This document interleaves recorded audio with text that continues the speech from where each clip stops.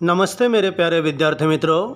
आज हम इस छोटी सी वीडियो में विश्व जनसंख्या दिन अर्थात जागतिक लोक संख्या दिन जो हम हर वर्ष 11 जुलाई को मनाते हैं उसके बारे में जानने वाले हैं।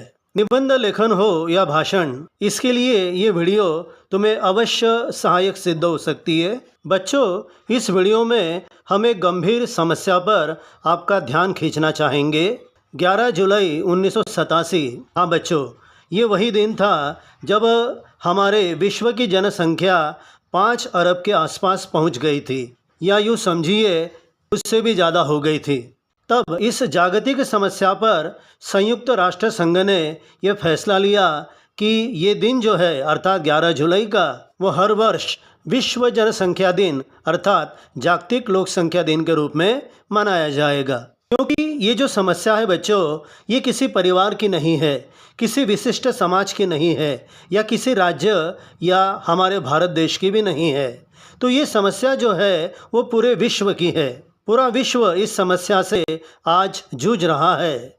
और समस्या तो आप जान ही गए होंगे कि दुनिया की लगातार बढ़ने वाली आबादी या लोक संख्या। अगर आंकड़ों पर गौर करें तो आज पूरी दुनिया की आबादी 8.2 बिलियन है। 1 बिलियन अर्थात 100 करोड़ अर्थात 1 अरब।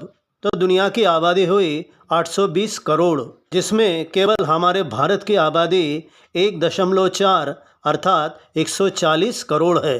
पूरे विश्व में ये जो दिन मनाया जाता है तो इसमें बढ़ती जनसंख्या से पैदा होने वाली समस्याओं की ओर ध्यान खींचना, उन पर विचार मंथन करना, जनमानस में जागरूकता फैलाना और इस समस्या को कम करने के लिए प्रभावशाली उपाय ढूंढना तथा उस पर अमल करना ये उद्देश्य होता है। यूनाइटेड नेशंस ऑर्गेनाइजेशन अर्थात संयुक्त राष्ट्र संगठन, इन्होंने 1989 से यह दिन जागतिक लोक संख्या दिन के रूप में मनाने के लिए घोषित कर दिया।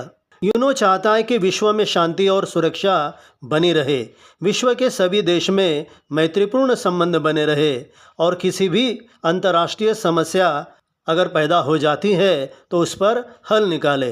तो बच्चों, सबसे पहले हम ये जानेंगे कि बढ़ती हुई लोक संख्या के गंभीर परिणाम अर्थात समस्याएं क्या क्या हो सकती है। पहला परिणाम तो यह है कि गरीबी और बेरोजगारी का बढ़ना। दूसरा परिणाम है देश की अर्थव्यवस्था का टूट जाना या बिखर जाना, और जिस देश की अर्थव्यवस्था टूट जाती है, बिखर जाती है, वह देश उन्नति के शिखर पर कभी भी पहुंच नहीं पाता। तीसरा गंभीर परिणाम है जो प्राकृतिक संसाधन होते हैं, जिसमें कई बातों का समावेश किया जा सकता है, जैसे लकड़ी है, ईंधन है, कोयला है, पीने का पानी, भोजन, निवास, विविध प्रकार की ऊर्जाएं जो इंसान को अच्छा जीवन जीने के लिए चाहिए या फिर उसकी जो जो आवश्यकताएं होती है, इन प्राकृतिक संसाधनों के अभाव में वो पूरे नहीं कर पाएगा। मैं यहाँ पर एक उदाहरण देना चाहूँगा बच्चों। जैसे किसी व्यक्ति को अगर कोई भयंकर बीमारी हो गई हो, बीमारी तो एक ही होती है पर वह शरीर के कई अंगों पर अपना बुरा प्रभाव डालती है। बिल्कुल उसी तरह बढ़ती हुई आबादी माना कि एक समस्या है, लेकिन इसके दुष्परिणाम कई है।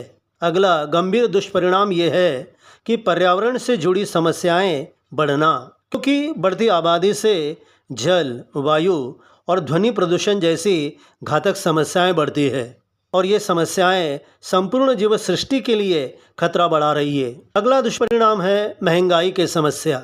जितनी आबादी बढ़ेगी, आवश्यकताएं बढ़ेगी, खाने पीने या इस्तेमाल करने के चीज़ों की मांग बढ़ेगी, तो जाहिर है कि महंगाई भी बढ़ेगी।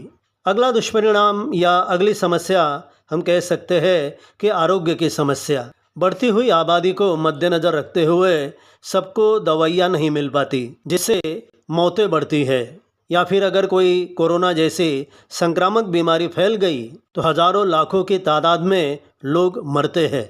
अगला दुष्परिणाम है सबको शिक्षा का समान अवसर न मिल पाना, अच्छी सड़कें या बिजली ये न मिल पाना। आबादी अगर बढ़ती है तो गुंडागर्दी भी बढ़ती है, गुनाह बढ़ते हैं। अगला परिणाम ये है कि शहरों में झोपड़पट्टियाँ बढ़ती हैं, क्योंकि रहने के लिए जगह नहीं। जब से ये पृथ्वी बनी है उतनी की उतनी है, ना तो वो बड़ी है ना ही कम हुई है। और बढ़ती हुई आबादी के कारण नागरिकों की जो जीवन शैली होती है वो उच्च स्तर की न होकर सामान्य बन जाती है। बढ़ती हुई जनसंख्या कितनी खतरनाक हो सकती है, इसके लिए मैं आपको और एक उदाहरण देना चाहूँगा कि जिस तरह किसी परमाणु बम का धमाका होता है तो कई जिंदगियां तहस नहस हो जाती है, चारों ओर विध्वंस और बर्बादी फैल जाती है। उसी तरह बीते कई सालों से लोक संख्या का मानो विस्फोट सा हो गया है और जिसका गहरा और भयानक असर हमारे जीवन पर पड़ रहा है।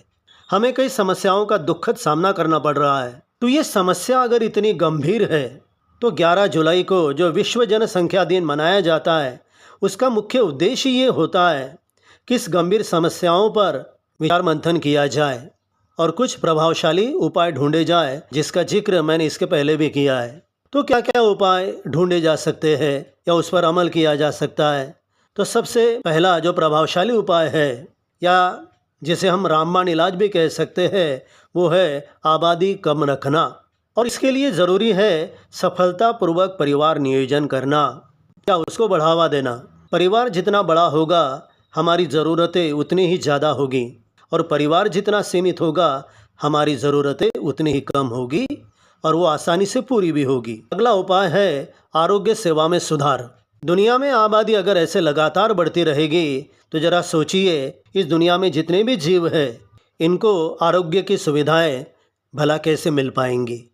तो ये सुविधाएं उन्हें मिलनी चाहिए और उपचार के अभाव में किसी मरीज की मृत्यु नहीं होनी चाहिए। तीसरा उपाय है अज्ञान, अशिक्षा या अंधश्रद्धा को हटाना। जैसे कि सरकार की नीति होती है कि सबको पढ़ने लिखने का मौका मिलना चाहिए, समान अवसर मिलना चाहिए, तो वो उन्हें मिले।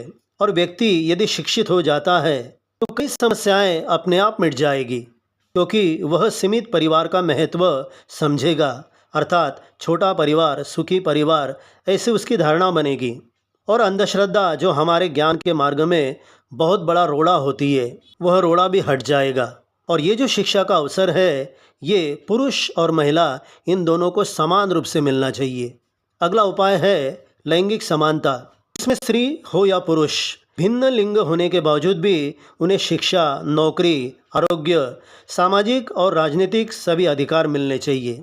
महिलाओं का सक्षमीकरण, इस पर भी गंभीरता से ध्यान दिया जाना चाहिए, क्योंकि समाज हित के लिए लैंगिक समानता अत्यंत आवश्यक है।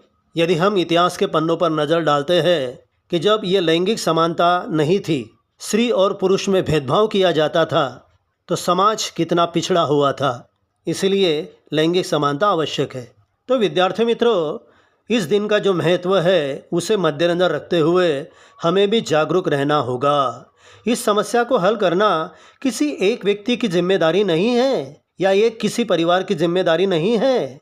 हम सब इस विश्व का एक जिम्मेदार नागरिक होने के नाते इस समस्या को हमें गंभीरता से समझना होगा और जनसंख्या पर काबू पाने के लिए हमें सदा प्रयत्नशील रहना होगा।